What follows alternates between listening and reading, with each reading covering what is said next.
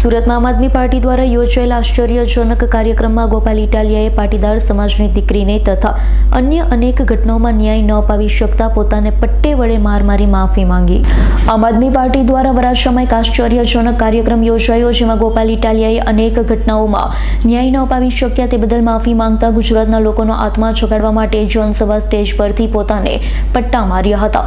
ગોપાલ ઇટાલિયાએ જનસભામાં જણાવ્યું છે, પોતે અનેક ઘટનામાં કાયદાકીય, સામાજિક અને રાજકીય લડાઈ લડતા આવ્યા, પરંતુ ભાજપના રાજમાં અધિકારી અને નેતાઓની ભ્રષ્ટ સાંઠગાંઠના કારણે કોઈને ન્યાય મળી શક્યો નથી। વધુમાં તેઓએ જણાવ્યું હતું, ગુજરાતમાં લઠ્ઠાકાંડમાં જસદણ બળાત્કાર, મોરબી કાંડ, અગ્નિકાંડ, સરઘસ કાંડ, હરણી બોટ કાંડ, પેપર લિંક કાંડ જેવી અનેક ઘટના ગોપાલ ઇટાલિયા લડ્યા, પરંતુ ન્યાય ન અપાવી શક્યા। તેની માફી માંગતા ઇટાલિયાએ સ્ટેજ પરથી પોતાને પટ્ટાથી માર મારી સજા કરી। ગોપાલ ઇટાલિયાએ પોતાને પટ્ટાથી માર મારી કહ્યું હતું, ગુજરાતની જનતાનો આત્મા ઊંઘી ગયો છે। ભાજપના નેતાઓ અનેક બળાત્કાર, તોડબાજી, જમીન માફિયા, બુટલેગર, ડ્રગ્સ માફિયા, વ્યાજ માફિયા, અપહરણ, દાદાગીરી જેવા અનેક કાંડ કરે છે, છતાં ગુજરાતની જનતાનો આત્મા ઊંઘી ગયો છે।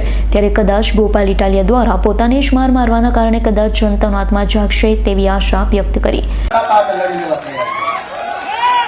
એક નિર્દોષ દીકરીને પટ્ટા માર્યા છે, અનેક ઘટનાઓમાં ન્યાય નથી અપાવી શક્યા ભાજપ વાળા।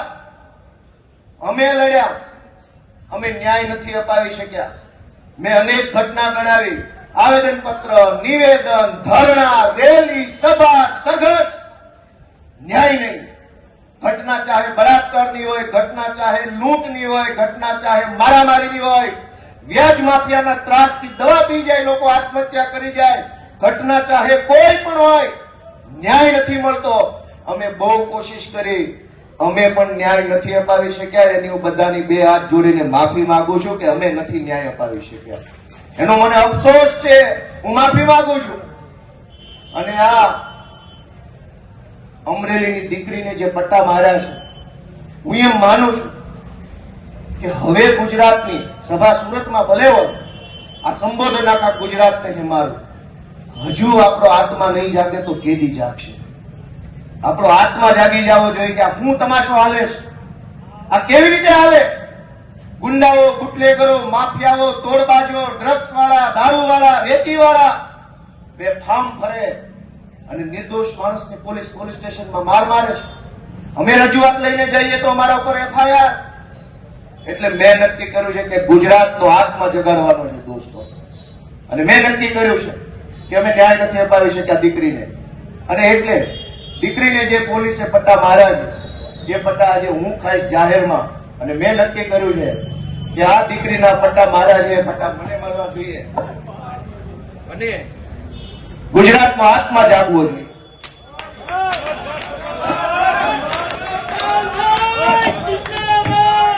ગુજરાતનો આત્મા જાગવો જોઈએ, હવે ગુજરાતનો આત્મા જાગવો જોઈએ, મૂકી દો, આત્મા જાગવો જોઈએ ગુજરાત આખાનો। દીકરીને પટ્ટા કેવી રીતે પોલીસ મારે, મૂકી દો।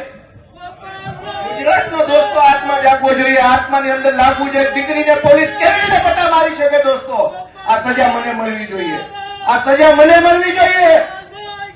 જેને જેને દીકરીઓ, ગુજરાત આખાની દીકરીઓ પર અત્યાચાર કર્યા, સજા મને મળવી જોઈએ દોસ્તો। અમે ન્યાય નથી અપાવી શક્યા, એનો મને અફસોસ થાય છે, અમે ન્યાય નથી અપાવી શક્યા દોસ્તો। હું ગુજરાતનો આત્મા જગાડવા માંગુ છું। કોઈ અમને જિંદગીભર મત ન આપતા, અમને હરાવી દેજો, પણ દીકરીઓને ન્યાય અપાવવા માટે તમારા આત્મા જગાડો, તમારો આત્મા જગાડો। અમને આખી જિંદગી મત ન દેતા, હરાવી દેજો, દીકરીને ન્યાય અપાવશો કે નહીં અપાવો? Bureau report, S9 news, Surat. અમારી તમામ માહિતીથી અપડેટ રહેવા માટે જોડાયેલા રહો S9 ન્યૂઝ સાથે।